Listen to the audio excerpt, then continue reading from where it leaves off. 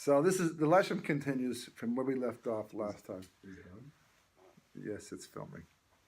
Are you on? Yes, he's on. Okay.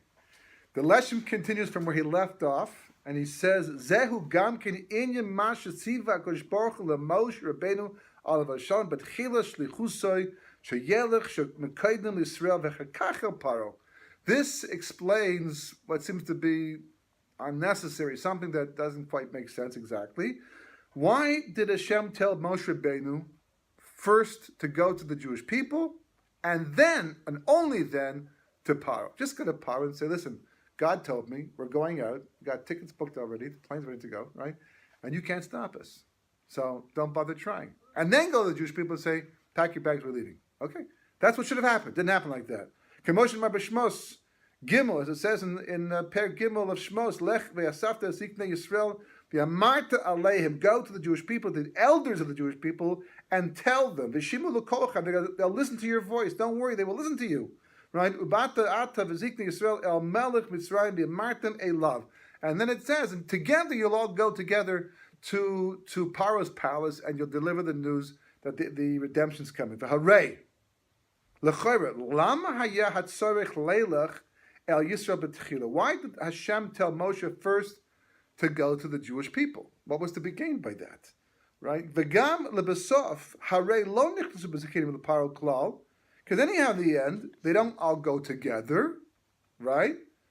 As it says over there in Hey Aleph, right?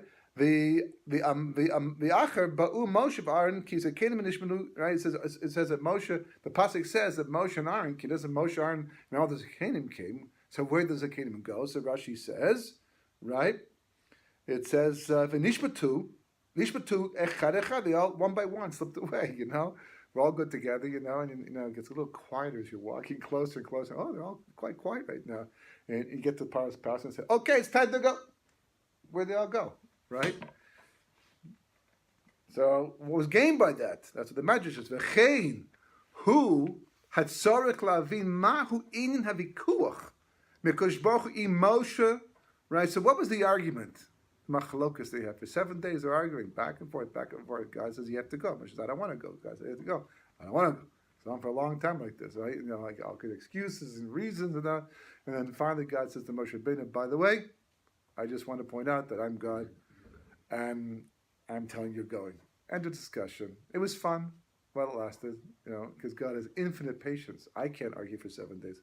I can barely argue for 7 minutes, basically. But God, when you're eternal, you can afford to give up 7 days arguing over things like this. And he tells Moshe Rabbeinu you have to go.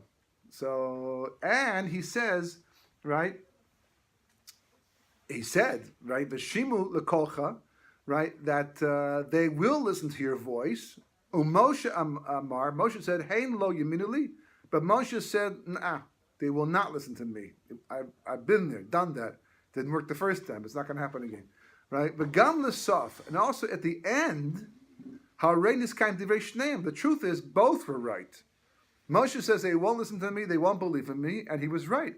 And they did believe in him at some point in time. God said, so both of them were right, both Hashem and Moshe Rabbeinu.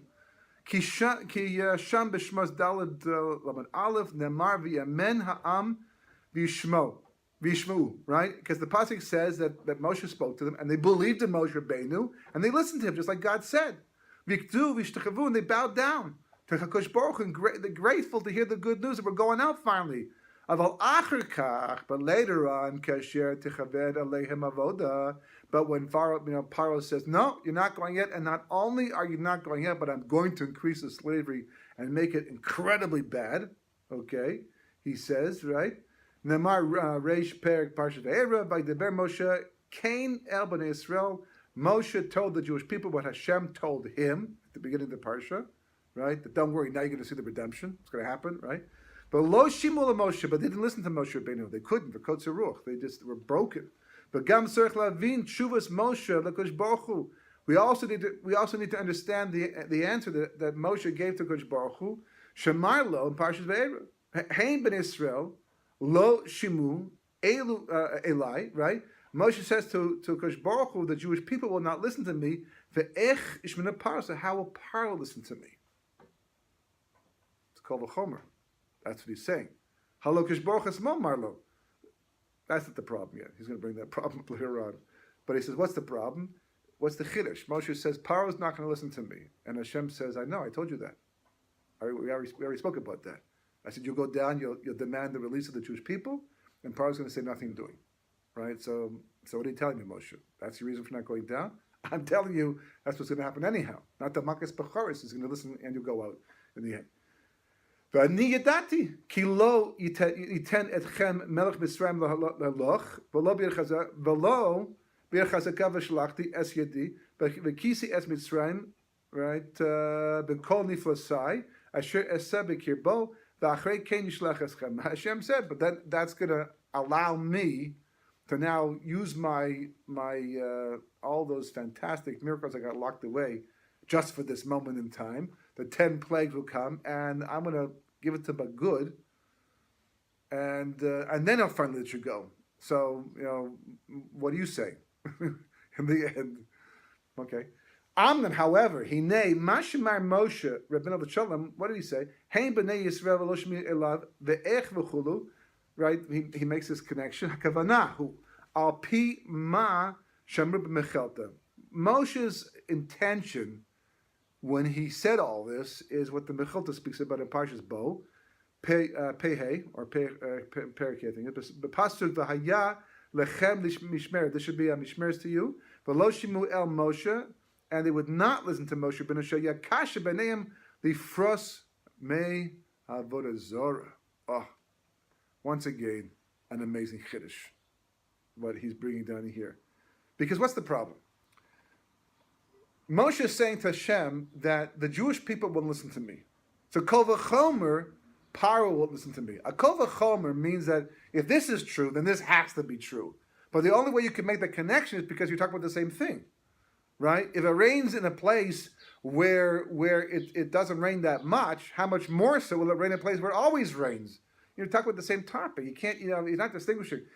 The Jewish people seemingly didn't want to listen to Moshe Rabbeinu because they couldn't handle, they couldn't be toughest, they couldn't imagine that they would leave Mitzrayim because of all the obstacles along the way.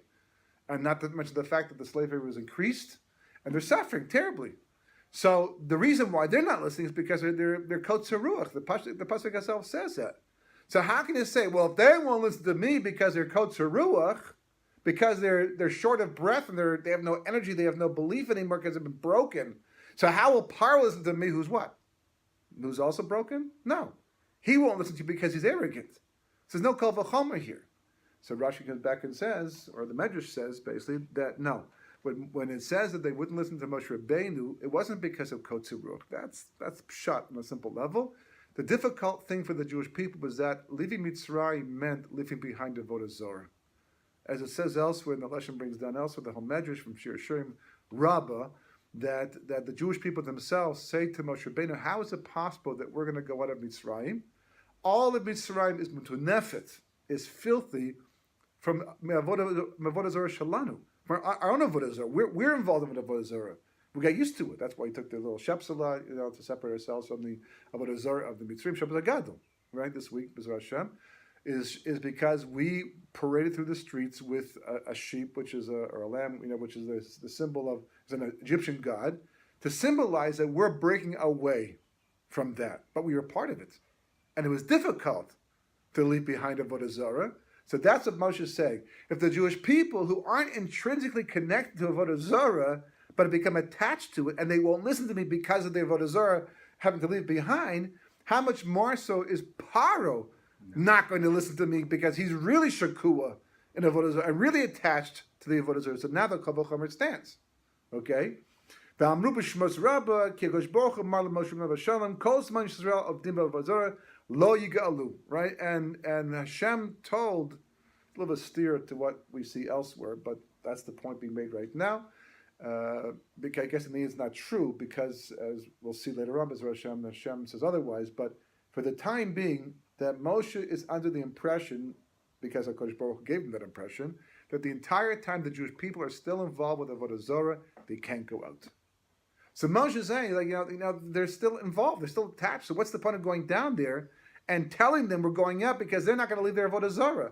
They can't leave their Avodah Zarah, they can't leave Mitzrayim in the end. That's what it says. So how much Bar also is not going to listen because of his avodah zarah? V'zehu shamar Moshe hein ben Yisrael lo shemilai. That's what it means when they're talking about the Jewish people. We're talking about Paro. It doesn't make a difference. No one's going to listen to me because of all the avodah zarah that they're all involved with. The ech yishmin Paro. So how can Paro listen to me, who's even more reliant and attached to his avodah zarah?